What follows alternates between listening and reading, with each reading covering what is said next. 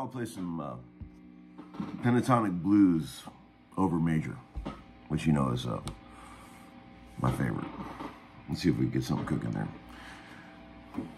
This is for entertainment purposes only. Okay, here we go.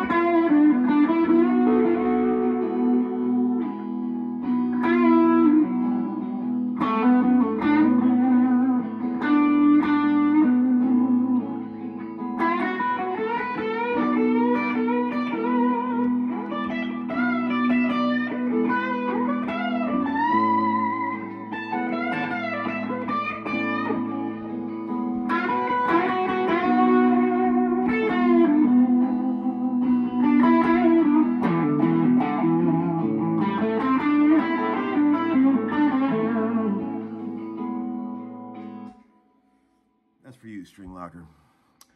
I mean, don't you guys want to know who some of these homeschooling characters really are? Like, I know String Locker probably doesn't even own a camera or a phone, but I would just love for him to take a picture just so we can see who he is. We have so much fun with him here on the channel that I'd love to just know what he looks like. I picture him looking sort of Viking-ish down in his mom's basement. Kind of like a Viking beard, you know, balding, but still long hair kind of thing.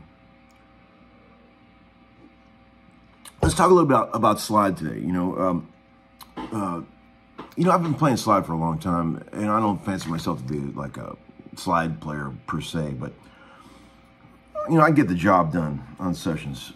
There's actually quite a lot of slide guitar required if you want to be a Nashville session man.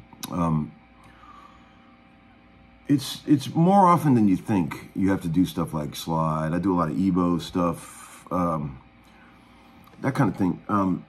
So I knew right away when I first moved to Nashville that I had to get at least decent at slide.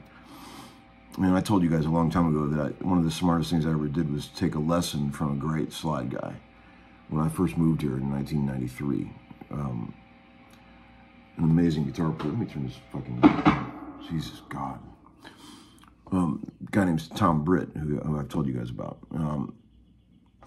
It was really wise of me to do that because he got me started on it would erase a lot of bad habits I probably would have developed, you know. A couple things I do know about slide that have helped me, and they have all come from Tom when he taught me. And but it makes perfect sense when you think of it this way. You know, you got to keep that slide straight, just like a fret is. You know, you don't want to be bending that shit, right? Here's why. Because if you ever are not, it's okay to do that if you're playing only one note only. But anytime you ever try to play a cluster of notes, right? Like this type of vibe. Why is nothing working? Oh.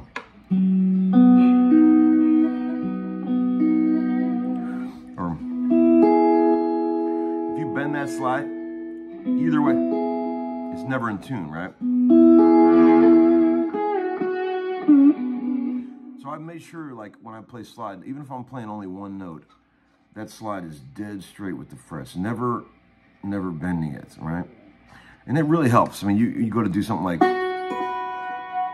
and it's in tune, you know.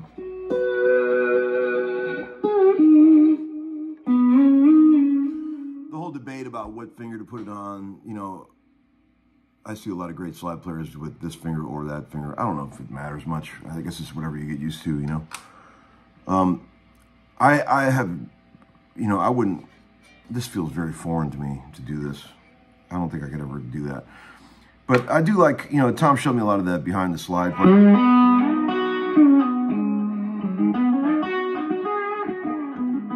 That stuff's pretty useful, you know.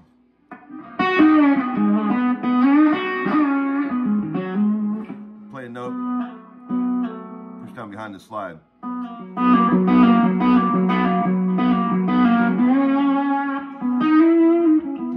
And you'll notice that a lot of guys that play slide tend to play with their fingers. I think the reason why is because of all the extra muting, because there's so much muting involved in playing slide, you know.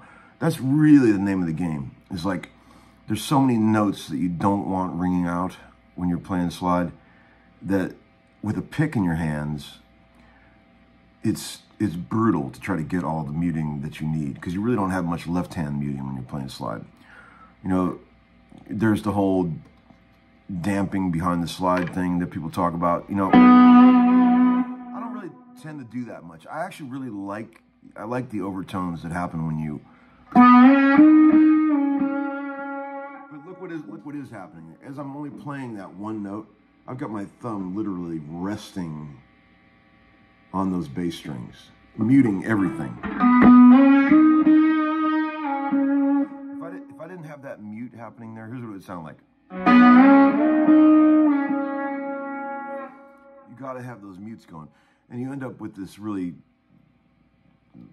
subconscious right-hand muting thing that's happening that you just develop over time, of getting really sick of hearing all the neighbor notes and horrible overtones, you know. But I think more than anything, if I could add one thing to the already worn out slide party that's going on, you know, everyone's imitating Derek Trucks.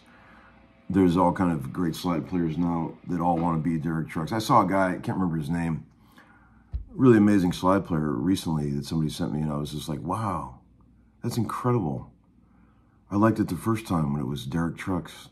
It's like the guy's doing an exact copy of Derek Trucks. It's like, okay, well, that's cool that you can do that because it's really hard to do, but what about the fact that we already have Derek Trucks?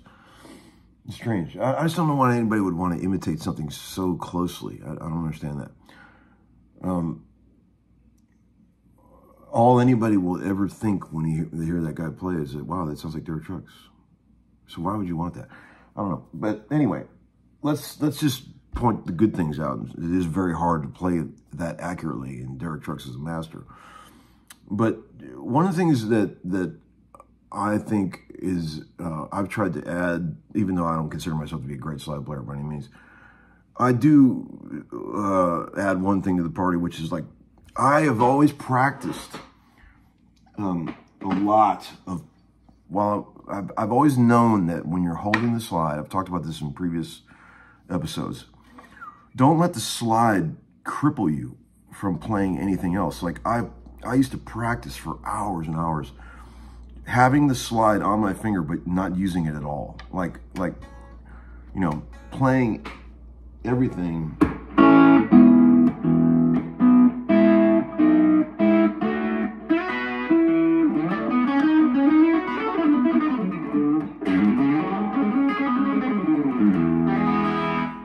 Play it as normal, like without the slide, without using the slide at all, just so you're comfortable having it there, so that you can blend slide playing with finger playing. I think that's very interesting sound. I hate it when somebody just plays only slide and they've got the slide on and all they're doing is playing slide, slide, slide, slide, slide.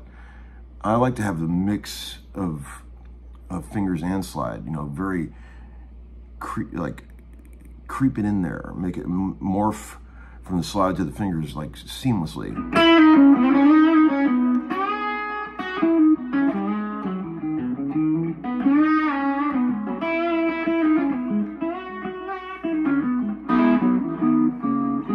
Work chords into your slide playing, you know, like doesn't have to be all single notey all the time, you know. Aside from the obvious things that are very hard about slide, which you're getting in tune and getting good tone, you know, it's good to practice. Here's the thing, okay, when you're just playing slide by yourself and you're just goofing around, you think something is in tune until you have something to compare it to. That's why it's really good to have a looper or something, like even something as simple as that, 2 chords back and forth. If you have a bass, a ground zero, to judge your tuning against, you can clearly see where all your weaknesses are. If you're just playing slide in the open air by yourself, it can kind of sound in tune, but it's not really in tune. So unless you have something to play it over, like if you've got some piano chords in the background or something that you're playing with, then you clearly see where all your tuning deficiencies are.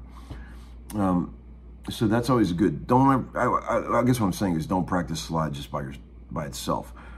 Be playing along with stuff so you can really hear your tuning, you know.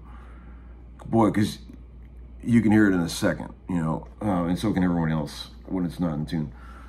I think most slide players have a tendency to be a little sharp, if anything. That's been my problem. Like, if I'm going to err on tuning, it's going to be a little sharp. The goal is to get that slide directly over the crown of the fret, where it's most in tune. But sometimes visually, it's kind of hard to see exactly where it is. You know, you can't get a great view of the whole, all the way up the neck. You know what I mean?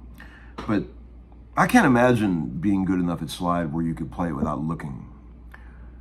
I'm sure there's probably guys that can do that, to play great slide without looking. I mean, I could play the shit out of a guitar with my fingers without looking, but I would never attempt to play slide without looking. And I don't think many steel players would attempt to play pedal steel without looking, because you really are using your eyes as a tuning reference. But Paul Franklin told me that Buddy Emmons, the legendary steel player, pedal steel, used to practice in total darkness because he was afraid that he was going to go blind one day, and he wanted to be able to still play amazing, even if he was blind.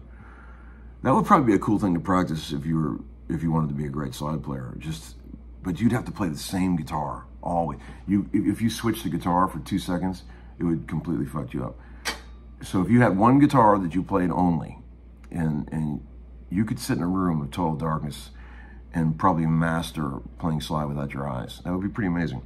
I wonder if anybody's ever done that. I wonder if Derek himself could do that. He probably not. I mean, I'm not saying the guy's not superhuman, but I think every slide player on earth uses their eyes to be in tune. There you go. Thoughts on slide for today. From a guy who's a serviceable slide player.